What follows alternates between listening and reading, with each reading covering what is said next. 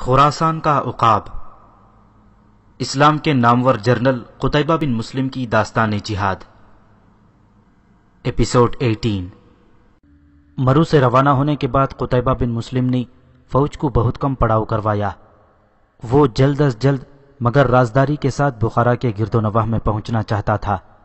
اس کی کوشش یہ تھی کہ اس کی سوچ کی اطلاع دروان خزاں کو اس وقت ملے جب مسلمان افواج بخارا کے گرد و نواح میں پہنچ چکی ہوں، لیکن اس کی اس تمام احتیاط کے باوجود اس کے کوچ کی اطلاع دروان خزاں تک پہنچ گئی تھی، اور وہ مکمل تیاری کے ساتھ مسلمانوں کے مقابلے کے لیے بخارا میں قلعہ بند ہو گیا تھا۔ اس کا ارادہ یہ تھا کہ مسلمانوں کا مقابلہ قلعہ بند ہو کر کیا جائے، لیکن اس کے سالاروں نے اسے مشورہ دیا تھا کہ مسلمان فوج کا مقابلہ قلعے سے باہر نکل کر کرنا چاہیے۔ چنانچہ دروان خزاں نے اس مشورے پر عمل کرنے کا فیصلہ کر لیا۔ اس نے دیگر علاقوں سے بھی اپنی افواج اکٹھی کر لیں، جن کی مجموعی تعداد 6 لاکھ بنتی تھی۔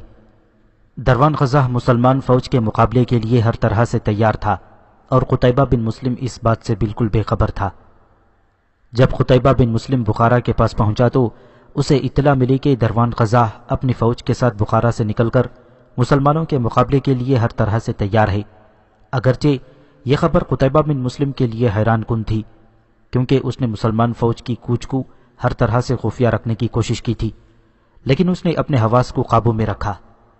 اسی دن نیزک بھی اپنی فوج لے کر مسلمانوں کی مدد کے لیے آ گیا تھا، جس سے مسلمان فوج کی مجموعی تعداد 50,000 کے لگ بھگ ہو گئی تھی۔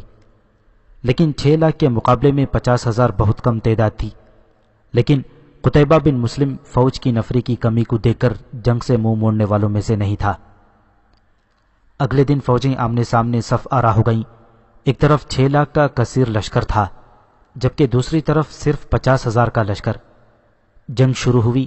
مسلمانوں نے خوب داد شجاعت دی، لیکن ان کی قلیل تعداد 6 لاکھ کے لشکر کے سامنے ایسی ہی تھی جیسے سیلاب کے سامنے گھاس پھوس، اور آخرکار مسلمان فوج کے پاؤں اکھڑ گئے۔ قتیبہ بن مسلم اس صورتحال کے لیے پہلے سے تیار تھا، چنانچہ اس نے اپنی فوج کی نفری ضائع کرنے کے بجائے اپنی دستوں کو کئی کوس دور اکٹھا ہونے کا حکم دیا۔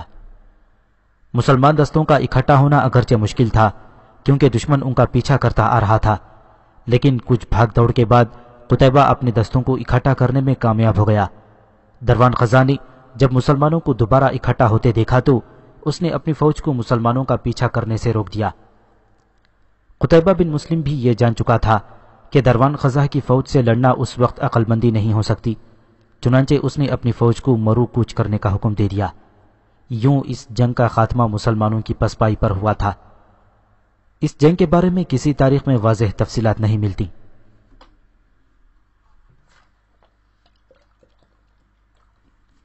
عباس کے تجارتی سفر پر جانے سے چند دن پہلے زمرد اس سے ملنے گئی تھی۔ واپسی پر اسے کچھ دیر ہو گئی تھی۔ جب وہ گھر پہنچی تو اس کی نانی نے کہا، بیٹا اتنی دیر لگا دی تم نے، جلدی آ جایا کرو، لوگ باتیں بناتے ہیں۔ میں جانتی ہوں، لیکن تم یہ سب کیوں کہہ رہی ہو؟ زمرد، جس کا چہرہ کچھ دیر پہلے کھلا ہوا تھا، ایک دم بھڑک کر بولی، تم بہت کمزور ہو نانی، زمانے سے ڈرتی ہو۔ مجھے دیکھو، مجھے کسی کی پرواہ نہیں ہے۔ تمہیں پرواہ ہونی چاہیے، نانی نے کہا۔ تم جوان ہو، عباس بھی جوان ہے، اگرچہ تم نے کوئی جرم نہیں کیا، لیکن لوگ باتیں بناتے ہیں۔ مجھے کسی کی باتوں کی کوئی پرواہ نہیں، زمرد نے کہا۔ میں یہی تو کہہ رہی ہوں کہ تمہیں لوگوں کی باتوں کی پرواہ کرنی چاہیے۔ کن لوگوں کی بات کرتی ہو؟ یہ بات کہتے ہوئے زمرد کی آنکھوں میں آنسو آ گئے۔ ان لوگوں کی جنہوں نے میرے باپ کو قتل کیا تھا، جنہوں نے میری ماں کو مار ڈالا، جنہوں نے میرے معصوم بھائی کو زندہ جلا ڈالا۔ یہ کہہ کر زمرد ہچکیاں لے کر رونے لگی۔ میرا مطلب یہ نہیں تھا بیٹی، نانی لرزتی کامتی زمرد کے پاس آئی اور اس کے سر پر ہاتھ رکھ کر بولی، میرا مطلب تھا۔ کیا مطلب تھا تمہارا؟ زمرد نے اس کی بات کاٹتے ہوئے کہا، یہی نا کہ جو کچھ ہو چکا ہے بھول جاؤں۔ کیسے بھول جاؤں؟ اس نے سسکتے ہوئے بات جاری رکھی، لوگوں نے میرا تیر چیر ڈالا ہے، تم کہتی ہو بھول جاؤں؟ ہاں بیٹی، بھول جاؤ سب کچھ، تمہیں ابھی لمبی عمر گزارنی ہے، نانی نے کہا۔ کیسے بھول جاؤں؟ یہ سب یادیں تو میرے وجود کا حصہ ہیں، زمرد نے کہا، اور میں اپنے آپ سے خود کو کیسے بھلا سکتی ہوں؟ یہ بتاؤ میرے باپ کا کیا قصور تھا؟ یہی نہ کہ وہ ظالموں کے ساتھ نہ ملا تھا۔ میری ماں کا کیا قصور تھا؟ یہی کہ وہ میرے باپ کی بیوی تھی۔ اور میرے معصوم بھائی کا کیا قصور تھا؟ یہی کہ وہ بر وقت گھر سے نہ بھاگ سکا تھا۔ لیکن وہ معصوم بھاگتا کیسے؟ اسے تو ابھی ماں کہنا بھی نہ آیا تھا۔ زمرد ایک روانی میں کہتی چلی گئی، بس بیٹی اب بس کر۔ نانی نے زمرد کو اپنے ساتھ ایسے چپکا لیا جیسے ماں بچے کو اپنی آغوش میں لے لیتی ہے۔ وہ اسے تسلیاں دیتی جاتی تھی، لیکن خود اس کا دل بھی ڈوب رہا تھا۔ یہ شاید زمرد کی عادت بن گئی تھی کہ کسی بھی ایسی بات پر وہ اپنے ساتھ ہونے والے مظالم کا ماتم شروع کر دیتی تھی، اور اس دن بھی ایسے ہی ہوا تھا۔ اس دن وہ ایک یاد کو دہرائی جا رہی تھی۔ یہ 10 سال پہلے کی بات ہے۔ یہ لوگ باد غیث میں رہتے تھے۔ زمرد ابھی 10 سال کی تھی، جبکہ اس کا چھوٹا بھائی صرف 1 سال کا ہوگا۔ زمرد کے لیے زندگی کتنی خوشگوار تھی۔ اس کا باپ ان لوگوں سے کتنا پیار کرتا تھا۔ اس کا باپ فوج میں سپریم کمانڈر سے ذرا ہی کم عہدے پر تھا۔ فوج کا سپریم کمانڈر نیزک تھا، زمرد کے باپ کا گہرا دوست۔ یہ وہی نیزک تھا جسے قتیبہ نے شکست دے کر اپنا حلیف بنایا تھا۔ اس کے باپ نے اپنی تمام تر وفاداریاں سلطنت کے نام کر دی تھیں، لیکن اس کے باوجود اس نے اپنی بیوی اور بچوں کو کبھی مایوس نہ کیا تھا۔ یہی تو اس کی تمام کائنات تھیں۔ ان کی زندگی اس قدر پرسکون تھی کہ کبھی کبھی زمرد کے باپ کو خود اس پر رشک ہونے لگتا تھا۔ لیکن پھر ایک دم یہ سب کچھ ہی ختم ہو گیا۔ ہوا یوں کہ ایک دن نیزک زمرد کے باپ کے پاس آیا اور اسے تنہائی میں ملنے کی خواہش ظاہر کی۔ زمرد کے باپ نے پوچھا، کوئی خاص بات؟ ہاں، بہت ہی خاص، نیزک نے جواب دیا تھا۔ اچھا پھر میرا گھر محفوظ نہ ہوگا، زمرد کا باپ بولا۔ ایسا کرتے ہیں کہیں باہر چلتے ہیں۔ اس کے ساتھ ہی اس نے ایک آنکھ ماری۔ پھر اس طرح کرو کہ میرے ساتھ میرے گھر چلو، نیزک نے زمرد کے باپ کو مشورہ دیا۔ ہاں یہ ٹھیک رہے گا، زمرد کے باپ نے کہا۔ میں ذرا گھر بتا دوں؟ ٹھہرو، گھر بتانے کی ضرورت نہیں، تم میرے ساتھ ہی چلو، نیزک نے جواب دیا۔ زمرد کا باپ کچھ سوچ کر بولا، ٹھیک ہے چلو۔ دونوں نیزک کے گھر چلے گئے۔ نیزک زمرد کے باپ کو کمرے میں بٹھا کر باہر نکل گیا، اور جب کچھ دیر بعد واپس لوٹا تو اس کے ساتھ 2 اور آدمی تھے۔ زمرد کا باپ ان دونوں کو اچھی طرح جانتا تھا۔ یہ دونوں بھی باد غیث کی فوج میں جرنیل تھے۔ ہم تمہیں اپنے راز میں شریک کرنے جا رہے ہیں، نیزک نے زمرد کے باپ کو کہا۔ امید ہے تم ہمارا ساتھ دو گے اور ہمارے راز کی حفاظت بھی کرو گے۔ ورنہ، نیزک کے ساتھ آنے والے میں سے ایک نے کہا، نہ تم محفوظ رہو گے نہ تمہارا خاندان۔ زمرد کا باپ یہ باتیں سن کر حیران رہ گیا تھا۔ اسے کم از کم نیزک سے ایسی توقع نہ تھی، لہذا اس نے کہا، نیزک یہ تم ہی ہو؟ نیزک نے ہلکا سا قہقہا لگایا اور کہنے لگا، ہاں، لیکن جو بات ہم تمہیں کہنے جا رہے ہیں اس کا تقاضا ہے کہ تم سے وفاداری کا اطمینان کروا لیں۔ اچھا کہو کیا بات ہے؟ میں کوشش کروں گا کہ تمہارے راز کی حفاظت کروں گا، لیکن یہ یاد رکھنا کہ میرے خاندان پر کوئی آنچ نہ آئے۔ لیکن یہ اس وقت ہوگا، دوسرے جرنیل نے کہا، جب تم ہمیں ضمانت دو کہ ہمارے راز پر آنچ نہیں آئے گی۔ لیکن مجھے پتا بھی تو چلے کہ ایسا کیا راز ہے، زمرد کے باپ نے کہا۔ تم اتنی چھوٹے ہو کہ یہ نہ سمجھ سکو کہ ہم تمہاری ضمانت کے بغیر تمہیں اپنے راز میں شریک کر لیں گے۔ دیکھو تم جانتے ہو کہ میں تمہارے راز کی حفاظت ہر حال میں کروں گا، لیکن اس صورت میں کہ یہ قانون کے لیے مسئلہ نہ بن جائے۔ اگر تم ہماری مدد نہیں کرو گے تو اس میں تمہارا ہی نقصان ہے، نیزک نے کہا، اور اگر ہماری مدد کرو گے تو تمہارا اپنا ہی فائدہ ہوگا، پہلے جرنیل نے کہا۔ اچھا اب تم مجھے دھمکیاں دو گے، زمرد کے باپ نے کہا۔ کم از کم مجھے تم سے یہ امید نہ تھی نیزک۔ اس نے نیزک کی طرف دیکھا اور اٹھ کر چلنے لگا۔ ایک بار پھر سوچ لو، نیزک نے اسے جاتے دیکھ کر کہا۔ اگر تم ہمارے راز کے شریک اور محافظ بن جاؤ گی تو تمہاری قسمت بدل جائے گی۔ مجھے کیا کرنا ہے یہ میں اچھی طرح جانتا ہوں، زمرد کے باپ نے موڑے بغیر کہا اور باہر نکل گیا۔ ارے یہ تو ناراض ہی ہو گیا ہے۔ نیزک اٹھ کر اس کے پیچھے گیا۔ زمرد کا باپ اس وقت گلی کے کونے پر پہنچ چکا تھا جب نیزک اس تک پہنچا۔ اس نے زمرد کے باپ کے کندھے پر ہاتھ رکھ کر اسے روکا اور اسے کہنے لگا، یار تم تو ناراض ہی ہو گئے ہو۔ میرا یہ مقصد بالکل نہیں تھا کہ تمہیں ڈرایا دھمکایا جائے۔ چلو میرے ساتھ، مجھے امید ہے کہ تم میرے خیال سے متفق ہوگے۔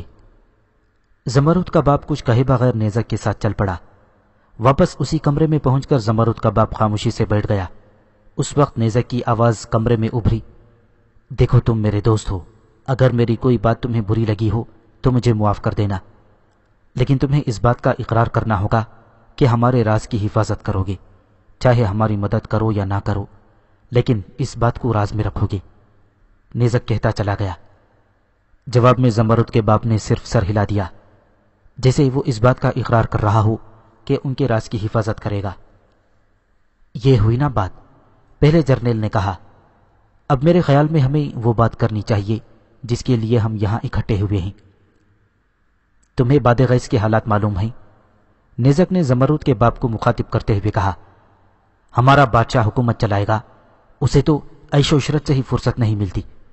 نیزک یہاں تک کہہ کر خاموشی سے زمرد کے باپ کی طرف دیکھنے لگا۔ جب زمرد کا باپ کچھ نہ بولا تو نیزک نے پھر کہنا شروع کر دیا، سلطنت دن بدن کمزور ہوتی جا رہی ہے، اور تم جانتے ہو کہ ایسے حالات میں کیا کارروائی کی جاتی ہے۔ کیا کیا جاتا ہے؟ زمرد کے باپ نے سوال کیا۔ اب آپ اتنی سیدھی بات بھی نہیں سمجھ سکتے؟ دوسرے جرنیل نے نیزک کے بولنے سے پہلے سے کہا۔ ایسے حالات میں ہمیں چاہیے کہ بادشاہ کو حکومت سے علیحدہ کر دیں۔ اس کی یہ بات سن کر زمرد کے باپ کا منہ کھلے کا کھلا رہ گیا۔ کچھ دیر وہ خاموشی سے سب کو گھورتا رہا۔ وہ تو حکومت کے خلاف بغاوت کا سوچ بھی نہیں سکتا تھا۔ پھر وہ نیزک سے کہنے لگا، میں سوچ بھی نہیں سکتا تھا کہ تم ایسی حرکت کرنے کی کوشش کرو گے۔ اس میں فائدہ، نیزک نے کچھ کہنا چاہا لیکن زمرد کے باپ نے اس کی بات کاٹ دی۔ اور تم بغاوت کس کے خلاف کرو گے؟ چیغویا کے خلاف، جس کی ہمارے گردن پر کتنے احسانات ہیں۔ چیغویا باد غیث کے بادشاہ کا نام تھا، لیکن یہ بھی تو سوچو، اسی چیغویا کی وجہ سے ہم سب تباہی کی طرف جا رہے ہیں۔ پہلا جرنیل بولا۔ لیکن اس کو سمجھایا جا سکتا ہے، زمرد کے باپ نے کہا۔ وہ ہماری عزت کرتا ہے، ہماری بات ضرور مانے گا، لیکن مجھے اس کی امید نہیں ہے، اور مجھے یہ بھی امید ہے کہ تم بہت جلد ہمارے ہم خیال بن جاؤ گی۔ نیزک نے کہنا شروع کر دیا۔ ایسا کبھی نہیں ہوگا، اور کیا تم اس شخص کے احسانات بھول جاؤ گی؟ زمرد کے باپ نے سوال کیا۔ نہ میں اس کے احسانات بھولا ہوں نہ بھولوں گا، اسی لیے تو ہم صرف اسے معزول کریں گے، قید نہیں کریں گے، نیزک نے جواب دیا۔ لیکن مجھے تم سے کسی بھلائی کی امید نہیں ہے، زمرد کے باپ نے غصے میں کہا، اور یہ یاد رکھنا کہ میں کسی حال میں بھی تمہارا ساتھ نہیں دے سکتا۔ میری وفاداری مرتے دم تک چیغویا کے ساتھ ہوگی، کیونکہ اسی کی وجہ سے تو آج ہم اس قابل ہوئے ہیں کہ اسی کے خلاف بغاوت کر سکیں۔ اگر تم ہمارا ساتھ نہیں دینا چاہتے تو تمہاری مرضی، لیکن یہ یاد رکھنا کہ اس راز کی حفاظت اب تمہاری بھی ذمہ داری ہے۔ اگر تم نے کسی سے بھی اس کا ذکر کیا تو نہ تم بچو گے نہ تمہارا خاندان۔ پہلے جرنیل نے مانی خیز نظروں کے ساتھ اسے دیکھا، اور زمرد کا باپ سر ہلاتا ہوا اٹھ کھڑا ہوا۔ اس کے انداز سے لگ رہا تھا جیسے وہ نہ چاہتے ہوئے بھی ایسا کرے گا۔ اسے نہیں معلوم کہ کون کیا کہہ رہا تھا۔ وہ چلتا ہوا کمرے سے باہر نکل آیا۔ اس کا رخ گھر کی طرف تھا۔ گھر پہنچ کر وہ پلنگ پر نڈھال سا ہو کر گر گیا تھا۔ اس کی سمجھ میں نہیں آ رہا تھا کہ وہ کیا کرے۔ اس کی بیوی نے اسے اس حال میں دیکھا تو وہ بھی پریشان ہو گئی، کیونکہ شاز و نادر ہی کبھی زمرد کا باپ اس طرح پریشان ہوتا تھا۔ وہ جان گئی کہ ضرور کوئی بہت ہی اہم بات ہے۔ کیا ہوا ہے؟ اب اتنے پریشان نظر آ رہے ہیں، اس نے زمرد کے باپ سے پوچھا۔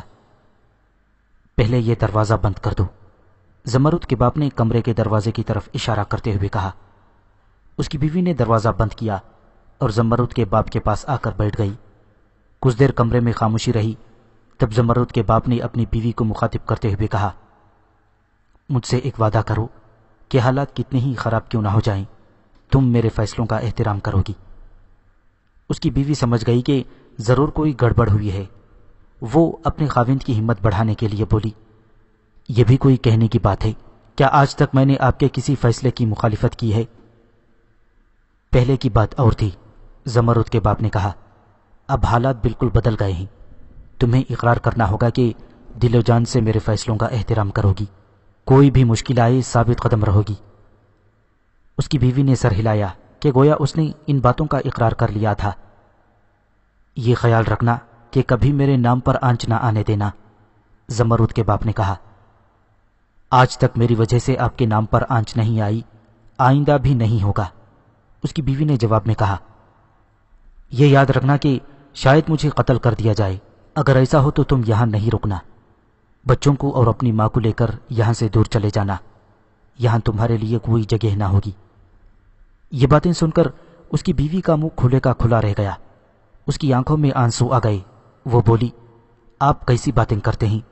کوئی آپ کو کیوں قتل کرنے لگا؟ پہلے میں بھی یہی سوچتا تھا، زمرد کے باپ نے طنزیہ انداز میں کہا، لیکن جب کسی کی آنکھوں پر حکومت کے لالچ کی پٹی بن جائے تو وہ تمام رشتوں اور دوستوں کو بھلا دیتا ہے، اسے صرف تخت نظر آتا ہے، صرف تخت۔ زمرد کا باپ خاموش ہو گیا تو اس کی بیوی نے سسکتے ہوئے پوچھا، آپ کس کی بات کر رہے ہیں؟ پہلے تم اپنے آنسو صاف کرو، زمرد کے باپ نے ایک ہاتھ سے اس کے آنسو پوچھتے ہوئے کہا۔ تم ایک جرنیل کی بیوی ہو اور رونا تمہیں زیب نہیں دیتا۔ اس کی بات سن کر اس کی بیوی نے رونا چھوڑ دیا، لیکن اب بھی وہ حسرت بھری نظروں سے اپنی خاوند کو دیکھ رہی تھی۔ اسے یقین نہیں آ رہا تھا کہ کوئی اس کی اس قدر پرسکون زندگی کو یوں برباد کرنے پر تل جائے گا۔ بہرحال اس نے خود کو سنبھال لیا۔ آج نزک سے ملاقات ہوئی تھی، اس نے کہا۔ پھر؟ زمرد کی ماں نے سوال کیا۔ اس نے شاہ چیغویا کے خلاف بغاوت کا منصوبہ بنایا ہے، اکثر جرنیل بھی اس کے ساتھ ہیں، اس نے مجھے بھی ساتھ دینے کو کہا ہے، اگر میں ایسا نہیں کرتا تو وہ لوگ مجھے اور ہم سب کو قتل کر دیں گے۔ تو پھر کیا آپ اس کا ساتھ دیں گے؟ اس کی بیوی نے پوچھا۔ تمہیں معلوم ہے میں اپنی وفاداری تبدیل نہیں کر سکتا، مجھے یہ تمام حالات چیغویا کو بتانے ہوں گے، انجام چاہے کچھ بھی ہو، اس کی بیوی نے سوال کیا۔ ہاں، چاہے کچھ بھی ہو، اس نے مضبوط لہجے میں جواب دیا۔ پھر کچھ دنوں بعد زمرد کے باپ نے یہ تمام باتیں چیغویا کو بتا دیں، لیکن وہ سمجھتا تھا کہ اس کی سلطنت میں کسی کو اتنی جرت نہیں کہ وہ اس کا تختہ الٹ سکے، چنانچہ وہ آرام سے بیٹھا رہا۔ اور پھر وہ دن بھی آن پہنچا جب نیزک نے چیغویا کو معزول کر کے اس کے تخت پر قبضہ کر لیا۔ یہ دن زمرد اور اس کے خاندان کے لیے منحوس ترین دن تھا۔ اس دن زمرد اپنی نانی کے ساتھ شہر سے باہر نکل گئی تھی۔ نیزک نے مسلح آدمیوں سے اس کے گھر پر حملہ کرا دیا۔ حملے میں زمرد کا باپ اور ماں مارے گئے تھے۔ ان مسلح آدمیوں نے اس کے گھر کو آگ لگا دی اور زمرد کا چھوٹا بھائی اس میں زندہ جل گیا تھا۔ دراصل نیزک کو اطلاع مل گئی تھی کہ زمرد کے باپ نے چیغویا کو تمام باتوں سے آگاہ کر دیا تھا۔ لوگ یہ تمام کارروائی دیکھ رہے تھے، لیکن نیزک کے ڈر سے کسی کو اتنی جرت نہ ہوئی تھی کہ وہ آگے بڑھتا۔ زمرد اپنی نانی کے ساتھ واپس آ رہی تھی جب اسے اپنی ماں، باپ اور بھائی کی موت کی خبر ملی تھی۔ وہ سکتے میں آ گئی تھی۔ خبر دینے والے نے اس کی نانی سے کہا کہ بہتر ہے وہ لوگ کہیں اور چلے جائیں، چنانچہ اس کی نانی اسے لے کر سوغت کے علاقے میں آ گئی تھی۔ یہاں اتفاقاً اس کی ملاقات عباس کے باپ سے ہو گئی تھی۔ عباس کا باپ زمرد کے باپ کا دوست تھا۔ اس نے جب تمام حالات سنی تو اسے بہت افسوس ہوا تھا۔ اس نے ان دونوں کو سوغت میں آباد کیا تھا اور ان کے ہر طریقے سے مدد کی، لیکن لوگوں کی زبانوں کو وہ نہ روک سکا تھا۔ چونکہ دونوں اکیلی تھیں، اس لیے لوگ طرح طرح کی باتیں بناتے تھے۔ یہ وہ معاشرہ تھا جہاں اکیلی عورت کے لیے نہ دن کو چین تھا، نہ رات کو آرام۔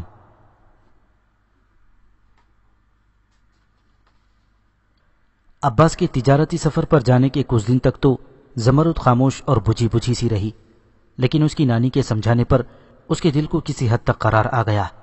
لیکن اس کو صدمہ اس وقت پہنچا جب ایک دن اچانک اس کی نانی اس کو اس دنیا میں اکیلا چھوڑ کر چلی گئی۔ یہ صدمہ زمرد کے لیے ناقابل برداشت تھا، اس کی وجہ سے وہ سکتے میں چلی گئی۔ جب عباس تجارتی سفر سے واپس آیا تو اسے زمرد کے بارے میں بتایا گیا۔ وہ فوراً زمرد کو دیکھنے اس کے گھر چلا گیا۔ زمرد کی نانی کی وفات کے بعد عباس کی ملازمہ اس کی دیکھ بھال کر رہی تھی۔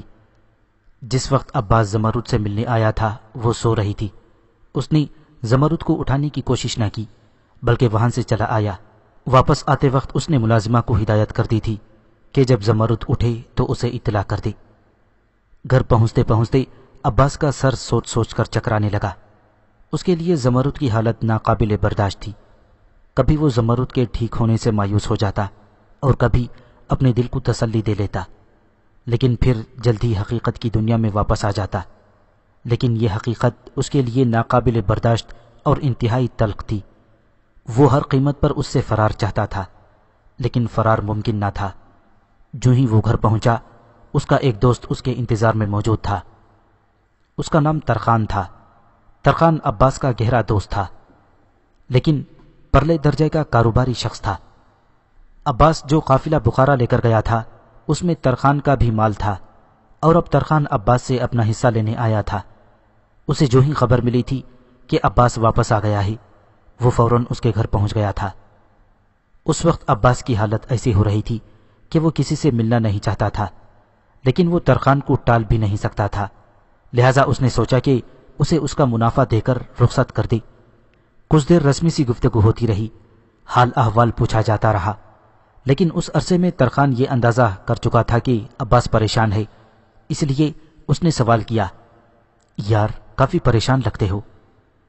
بس کیا بتاؤں تمہیں، عباس نے کہا، اور اس طرح منہ بنایا جیسے وہ ترخان کو کچھ نہ بتانا چاہتا ہو۔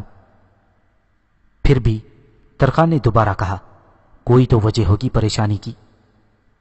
بس یار تم کیا کرو گے سن کر، عباس نے بات کو ٹالنا چاہا۔ کیا اس سفر میں نقصان ہوا ہے؟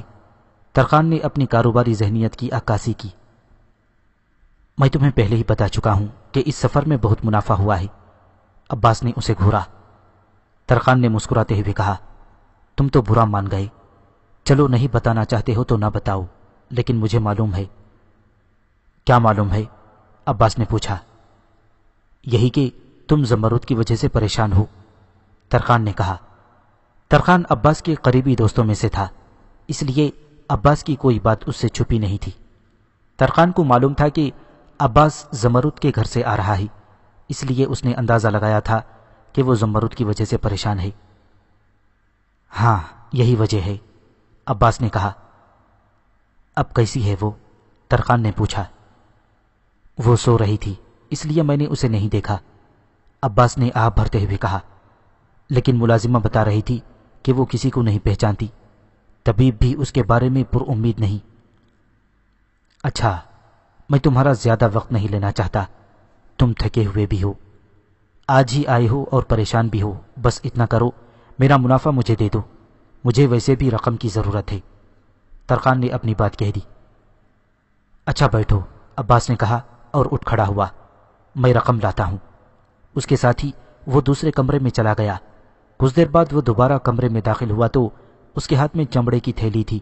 اس نے وہ تھیلی ترخان کو دیتے ہوئے کہا، یہ لو اپنا حصہ، ویسے جو تم نے مال دیا تھا نا، اس پر زیادہ منافع نہیں ملا۔ ترخان نے اس طرح منہ بنایا جیسے عباس کی بات اسے ناگوار گزری ہو۔ ساتھ ہی بولا، لیکن ابھی تو تم کہہ رہے تھے کہ اس سفر میں بہت منافع ہوا ہے۔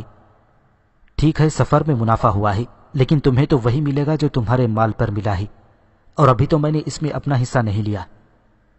دراصل سفر سے پہلے ہی عباس نے سب طے کر لیا تھا کہ سب اپنے اپنے منافع کا 1% حصہ ضرور دیں گے، لیکن ترخان کا منافع کم ہونے کی وجہ سے عباس نے یہ حصہ اس سے نہیں لیا تھا۔ لیکن ترخان چونکہ کاروباری ذہنیت کا آدمی تھا، اس لیے اسے عباس کی یہ باتیں ناگوار لگیں۔ وہ غصے میں اٹھا اور یہ کہتا ہوا باہر نکل گیا، تم یہ اچھا نہیں کر رہے، اور عباس اس کو جاتا دیکھتا رہا۔ جب عباس زمرد کے گھر سے لوٹا تھا، اس کے کچھ دیر بعد ہی زمرد جاگ گئی تھی۔ ملازمہ نے جب زمرد کو اٹھتے دیکھا تو وہ اس کے لیے کھانا لینے گئی اور زمرد کے سامنے رکھ دیا۔ وہ اس کے لیے کھانا لے گئی اور زمرد کے سامنے رکھ دیا اور خود ایک طرف ہو کر بیٹھ گئی۔ اس نے زمرد سے پوچھا، کھانا کھاؤ گی؟ جواب میں زمرد نے اسے خالی خالی نگاہوں سے دیکھا، لیکن خلاف معمول اس مرتبہ اس کی نگاہوں میں شناسائی کی کچھ چمک تھی۔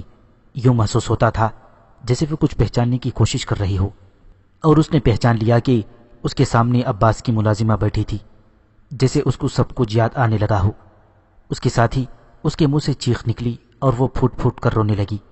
اس کے منہ سے بس یہی الفاظ نکل رہے تھے، میری نانی مجھے چھوڑ کر نہ جاؤ۔ وہ روئے جا رہی تھی۔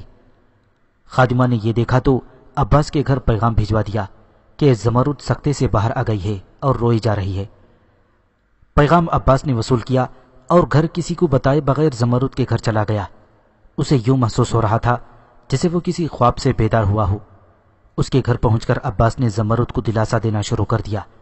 بڑی مشکل سے جب زمرد نے اپنے آپ کو سنبھالا تھا تو کہنے لگی، عباس، سب کچھ مجھے ایک ایک کر کے چھوڑ گئے ہیں، تم نہ چھوڑ جانا۔ نہیں زمرد، میں تمہیں کبھی نہیں چھوڑ کر جاؤں گا، عباس نے کہا۔ اب میں واپس آ گیا ہوں، اب تمہیں گھبرانے کی ضرورت نہیں، پہلے اپنے آپ کو سنبھالو، عباس نے زمرد کے آنسو پوچھتے ہوئے کہا۔ کافی دیر تک عباس زمرد کے پاس بیٹھا رہا۔ وہ زمرد کو تسلی دیتا رہا اور پھر اگلے دن آنے کا وعدہ کر کے چلا گیا۔ گھر پہنچ کر اس نے اپنی ماں اور باپ کو زمرد کے بارے میں بتایا تو دونوں زمرد کے گھر روانہ ہو گئے۔ عباس گھر میں اکیلا تھا جب دروازے پر دستک ہوئی۔ اس نے دروازہ کھولا تو باہر ترخان کھڑا تھا۔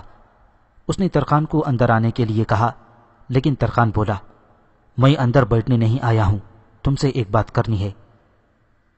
ہاں کہو، کیا کہنا چاہتے ہو؟ مجھے شک ہے کہ تم مجھے دھوکہ دے رہے ہو، ترخان نے کہا۔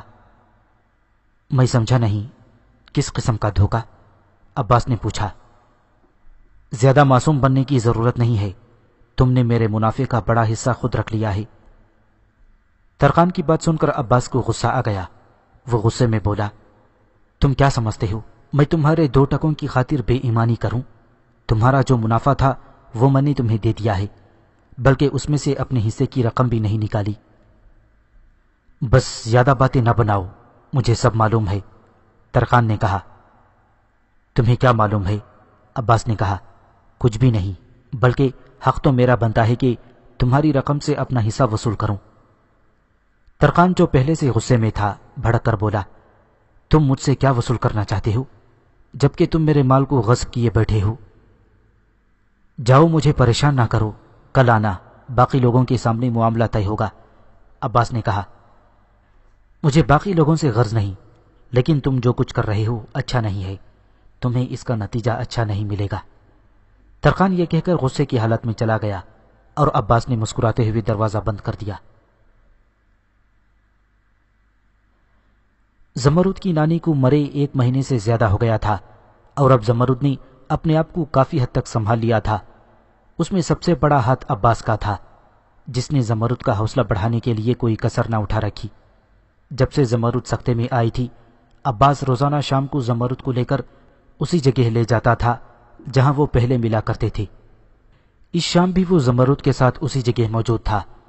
وہی چاند آسمان سے جھانک رہا تھا، ستارے بھی اپنی بہار دکھا دکھا کر تھک گئے تھے، ریت کے وہی ذرے اسی طرح چمک رہے تھے، لیکن زمرد کے لیے ان میں کوئی دلکشی باقی نہ رہی تھی۔ اس کا فقط ایک ہی سہارا بچا تھا اور وہ تھا عباس۔ کبھی کبھی تو زمرد یہ سوچنے پر مجبور ہو جاتی تھی کہ شاید اس کی قسمت میں کوئی خوشی ہی نہیں ہے۔ اس شام بھی وہ عباس سے یہی کہے جا رہی تھی، عباس، یہ زمرد کی آواز تھی۔ اب مجھے یقین ہو چلا ہے جیسے میں دنیا کی بدقسمت ترین عورت ہوں۔ پاگلوں جیسی باتیں نہ کرو، عباس نے زمرد کا سر اپنے سینے سے لگاتے ہوئے کہا۔ جو کچھ ہوتا چلا آیا ہے یہ سب حادثات زندگی کا حصہ ہیں، اس کا یہ مطلب تو نہیں کہ کوئی شخص بدقسمت ہے۔ نہیں عباس، زمرد نے کہا، مجھے یوں محسوس ہوتا ہے جیسے کائنات کی تمام قوتیں میرے در پہ ہیں کہ میں کبھی چین نہ لے سکوں۔ کچھ دیر دونوں خاموش رہے، پھر زمرد بولی، اس چاند کو دیکھو۔ ساتھ ہی اس نے چاند کی طرف اشارہ کیا۔ کبھی مجھے یوں محسوس ہوتا تھا کہ یہ میرے ہنسنے کے ساتھ ہنستا ہے، لیکن میں جان گئی ہوں کہ اس کی یہ ہنسی طنزیہ ہے۔ یہ سورج، چاند، ستارے سب مجھ پر ہنس رہے ہیں۔ زمرد، یہ تم پر ہنستے نہیں ہیں، عباس نے کہا۔ میری آنکھ سے دیکھو تو پتہ چلے گا کہ یہ سب تمہارے غم میں برابر کے شریک ہیں۔ عباس، کبھی کبھی تو مجھے لگتا ہے کہ مجھے تمہارا پیچھا بھی چھوڑ دینا چاہیے۔ میں نہیں چاہتی کہ تم میری بدقسمتی میں حصے دار بنو، زمرد نے کہا۔ اور اس کے ساتھ ہی 2 موٹے موٹے آنسو اس کی آنکھوں سے ٹپک پڑے تھے۔ زمرد، کیا تم یہ سمجھتی ہو کہ اس حال میں تمہارا ساتھ چھوڑ دوں گا؟ نہیں، ہرگز نہیں، ابھی تو یہ ہماری محبت کا پہلا امتحان ہے، اس میں تو کامیاب ہونے دو، عباس کہتا چلا گیا۔ نہیں عباس، تمہیں اب اور کوئی راستہ چننا ہوگا، میرے راستے میں تو بدقسمتی ہی پھیلی ہوئی ہے۔ زمرد نے بات آگے بڑھائی۔ زمرد، اگر تمہارے راستے میں بدقسمتی بکھری ہے تو مجھے تمہارے ساتھ ان راستوں پر چلنے میں بھی لطف آئے گا، اور تمہارے بغیر راستے کے پھول بھی میرے پیر چھلنی کر دیں گے، عباس نے کہا، اور اس کے ساتھ ہی اس نے نظریں زمرد کی آنکھوں میں گاڑ دیں۔ اس وقت زمرد کو وہاں محبت کی دیوی رقص کرتی نظر آئی۔ ان آنکھوں میں ایک اپنائیت تھی، ایک خلوص تھا۔ اس نے سوچا کہ کیا وہ اس خلوص کو ٹھکرا سکے گی، لیکن اس کے اندر سے آواز آئی کہ تو اس خلوص کو ٹھکرا کر ہمیشہ پچھتاوے کی آگ میں چلے گی۔ یہ سوچ کر اس نے بے اختیار عباس کے ہاتھ تھام لیے اور اس کی ہچکی بند گئی۔ 1 مہینہ پہلے کی بات ہے جب عباس نے ترخان کو اس کا منافع دیا تھا۔ اس کے ساتھ ہی کچھ دن بعد اس نے دوسرے دوستوں کا حصہ بھی انہیں دے دیا تھا۔ سب نے عباس کی تقسیم پر اطمینان ظاہر کیا تھا، لیکن ترخان اس پر مطمئن نہیں تھا۔ اس پر عباس اور ترخان میں جھگڑا بھی ہوا تھا، اور بعد میں عباس نے ترخان کو دوسرے دوستوں کی موجودگی میں اس کے مال کی تمام تفصیلی اور قیمت کے بارے میں بتایا تھا، لیکن ترخان کو پھر بھی اطمینان نہ ہوا تھا۔ اس نے عباس کو دھمکی بھی دی تھی کہ اگر وہ ترخان کو مزید رقم نہیں دیتا تو عباس کے لیے اچھا نہیں ہوگا۔ اسی دن سے ترخان اس کوشش میں لگا ہوا تھا کہ کسی طرح بھی وہ عباس کو نقصان پہنچائے گا۔ اس مقصد کے لیے اس نے اپنے 2 قریبی دوستوں کو ساتھ ملا لیا تھا، اس شرط پر کہ وہ اس بات کو راز میں رکھیں گے۔ اس کے عوض اس نے انہیں بڑا معاوضہ دیا تھا۔ ترخان جس وقت چاہتا کوئی کارروائی کر سکتا تھا، لیکن وہ کسی ایسے موقع کی تلاش میں تھا کہ عباس کو زیادہ سے زیادہ تنگ کر سکے۔ اس نے عباس کے معمولات جاننے کے لیے خود اس کی نگرانی شروع کر دی تھی۔ اس نے یہ بات خاص طور پر محسوس کی تھی کہ عباس روزانہ رات کو زمرد کے ساتھ شہر سے باہر جاتا ہے۔ چنانچہ اس نے ایک منصوبہ ترتیب دیا۔ اسے معلوم تھا کہ عباس زمرد کو دیوانگی کی حد تک چاہتا ہے، چنانچہ اس نے اپنے منصوبے میں اس بات کو مد نظر رکھا کہ کسی طرح بھی زمرد کو اغوا کر لیا جائے، اور اس کا سب سے آسان طریقہ یہ تھا کہ جب عباس اور زمرد رات کو باہر نکلیں تو عباس پر حملہ کر دیا جائے اور اسے یا تو جان سے مار دیا جائے یا پھر اس حد تک زخمی کر دیا جائے کہ وہ اٹھنے کے قابل نہ رہے، اور پھر زمرد کو اغوا کر کے کسی دوسرے شہر جا کر فروخت کر دیا جائے۔ یہ وہ منصوبہ تھا جو ترخان کے دماغ میں پل رہا تھا، اور وہ اسے ہر قیمت پر قابل عمل بنانا چاہتا تھا، جبکہ دوسری طرف عباس اس سے نہ صرف بے خبر تھا بلکہ اس نے دل سے ترخان کے خلاف ہر قسم کا گلہ دور کر دیا تھا۔ اس رات زمرد اور عباس پھر شہر سے باہر نکلے اور اسی جگہ آ کر بیٹھ گئے جہاں اکثر وہ آیا کرتے تھے۔ وہ اس قیامت سے بے خبر تھے جو ان پر ٹوٹنے والی تھی۔ وہ ہمیشہ کی طرح اب بھی ایک دوسرے کے سوا ہر چیز کو بھول چکے تھے۔ زمرد کی نانی کو مرے 1 ماہ سے زیادہ عرصہ ہو چکا تھا، اور زمرد نے اپنے آپ کو سنبھال لیا تھا۔ اس میں زیادہ ہاتھ عباس کا تھا، جس نے زمرد کو زندگی کی طرف لانے میں اہم کردار ادا کیا تھا، اور اب بھی وہ زمرد کو یہ یقین دلانے کی کوشش کر رہا تھا کہ اچھی اور بری قسمت پر انسان کا کوئی اختیار نہیں ہوتا، اس لیے اس طرح سوچنا کہ میں ہی دنیا کی بدقسمت ترین ہستی ہوں ٹھیک نہیں ہے۔ زمرد، عباس کہہ رہا تھا، تم اپنے آپ کو بدقسمت سمجھتی ہو نا، لیکن سوچو کہ ہمارے جیسی محبت تو صرف خوش قسمت لوگوں کے حصے میں ہی آتی ہے۔ تم ٹھیک کہتے ہو عباس، زمرد نے کہا، جو اب کافی حد تک عباس کی باتوں کو قبول کرنے لگی تھی۔ میں بھی اب یہی سمجھنے لگی ہوں کہ میں غلطی پر تھی۔ اب میں تمام باتوں کو بھلا دینا چاہتی ہوں، لیکن بھلا نہیں پاتی۔ مجھے محسوس ہوتا ہے کہ میں ان باتوں کو بھلا بھی دوں تو زمانے کو کبھی معاف نہیں کر سکوں گی۔ تمہیں ایسا کرنا پڑے گا، عباس نے کہا، تم کمزور ہو اور زمانے سے ٹکر لے کر زندہ نہیں رہ سکو گی۔ کچھ دیر ماحول پر خاموشی طاری رہی، پھر عباس نے کہا، تمہیں سب کچھ بھلا کر زمانے سے اپنے گلے شکوے مٹا کر جینا چاہیے، اپنے لیے نہیں تو میرے لیے، ہماری محبت کے لیے۔ یہی زندگی ہے زمرد، یہی اصل خوشی ہے۔ عباس نے زمرد کے بالوں کو سہلاتے ہوئے کہا، شاید تم ٹھیک کہتے ہو، زمرد نے کہا۔ پھر وہ عباس کی طرف دیکھنے لگی اور عباس اسے دیکھ کر مسکرا رہا تھا۔ وہ رات تاریک تھی کیونکہ مہینے کی پچھلی تاریخیں تھیں اور چاند نہیں نکلا تھا، لیکن صحرا میں چاند بھی نہیں نکلے تو بھی ہر شے واضح اور روشن نظر آتی ہے۔ وہ دونوں اپنی گفتگو میں مگن تھے۔ اتنے میں 3 سائے ان کے عقب سے نمودار ہوئے۔ تینوں آہستہ آہستہ عباس اور زمرد کی طرف بڑھ رہے تھے۔ دونوں کو خبر اس وقت ہوئی جب تینوں سائے ان کے سر پر پہنچ گئے۔ ان کے منہ نقاب میں چھپے ہوئے تھے۔ ان میں سے ایک نے بڑھ کر زمرد کو پکڑ لیا۔ زمرد نے خود کو چھڑانے کے لیے بہت زور لگایا لیکن بے سود۔ عباس اس وقت نہتا تھا اور کچھ نہیں کر سکتا تھا، لیکن اس نے کچھ پرواہ نہ کرتے ہوئے اس شخص پر حملہ کر دیا جس نے زمرد کو پکڑ رکھا تھا۔ اس کے پاس ہتھیار تو تھا نہیں، لیکن اس نے اپنے ہاتھوں کی بھرپور قوت سے اس کے منہ پر مکہ جڑ دیا جس سے وہ لڑکھڑاتا ہوا گر گیا۔ اسے گرتا دیکھ کر اس کے دونوں ساتھی عباس پر ٹوٹ پڑے، لیکن زمرد اس آدمی کی گرفت سے آزاد ہو چکی تھی۔ عباس 2 آدمیوں کے نرغے میں تھا جو اس پر تلواروں سے وار کر رہے تھے۔ اسے اپنی فکر نہ تھی، لیکن وہ زمرد کو ہر قیمت پر بچانا چاہتا تھا۔ یہ سب کچھ چند لمحوں میں ہو گیا تھا اور وہ آدمی جسے عباس نے مکہ مارا تھا گر کر دوبارہ اٹھنے کی کوشش کر رہا تھا۔ مکے کی ضرب واقعی شدید تھی۔ عباس نے فوراً حالات کی سنگینی کا جائزہ لیا اور چلایا، بھاگ جاؤ زمرد، بھاگ جاؤ۔ نہیں عباس، میں تمہیں چھوڑ کر نہیں جا سکتی۔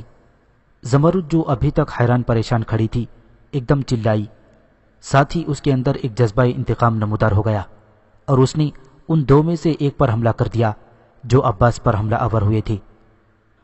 وہ اور تو کچھ نہیں کر سکتی تھی، لیکن اس شخص کو اس کے کپڑوں سے پکڑ کر پیچھے دھکیلنے کی کوشش کر رہی تھی۔ زمرد، میرے لیے بھاگ جاؤ، میرے لیے، عباس نے اس شخص کو اٹھتے دیکھ کر کہا جو اس کے مکے سے گرا تھا۔ نہیں، میں نہیں بھاگوں گی، مرنا ہے تو اکٹھے مریں گے، زمرد نے متواتر اس شخص کو گھسیٹنے کی کوشش کرتے ہوئے کہا۔ وہ دیکھ رہی تھی کہ عباس وار بچانے کے علاوہ کچھ نہیں کر سکتا تھا اور اس کوشش میں اسے کچھ زخم بھی آ گئے تھے۔ وہ اسے چھوڑ کر بھاگنا نہیں چاہتی تھی، لیکن عباس کی چیخو پکار نے اسے بھاگنے پر مجبور کر دیا۔ ابھی وہ کچھ دور ہی پہنچی تھی کہ اسے 2 مضبوط ہاتھوں کی گرفت نے جکڑ لیا۔ یہ وہ آدمی تھا جو عباس کا مکہ کھا کر گرا تھا اور اس نے دوبارہ اٹھنے کی کوئی خاص کوشش نہ کی تھی۔ شاید وہ تماشا دیکھنا چاہتا تھا، لیکن جب اس نے زمرد کو بھاگتے ہوئے دیکھا تو دوڑ کر اسے پکڑ لیا۔ ادھر عباس 2 مسلح آدمیوں سے اپنا بچاؤ کرنے کی کوشش کر رہا تھا، لیکن بے سود۔ اسی اثنا میں اسے کچھ گہرے زخم آ گئے اور وہ بے حال ہو کر گر پڑا تھا۔ جس شخص نے زمرد کو پکڑ رکھا تھا اس نے باقی 2 کو مزید وار کرنے سے روک دیا۔ وہ ان سب کا سرغنہ معلوم ہوتا تھا۔ اس کا بظاہر ایسا ارادہ نہیں لگتا تھا کہ وہ عباس کو جان سے مار ڈالے۔ اس نے زمرد کو باقی 2 کے حوالے کیا اور عباس کے پاس جا کر بیٹھ گیا۔ عباس سے اٹھا نہیں جا رہا تھا، لیکن اس نے اٹھنے کی کوشش کی۔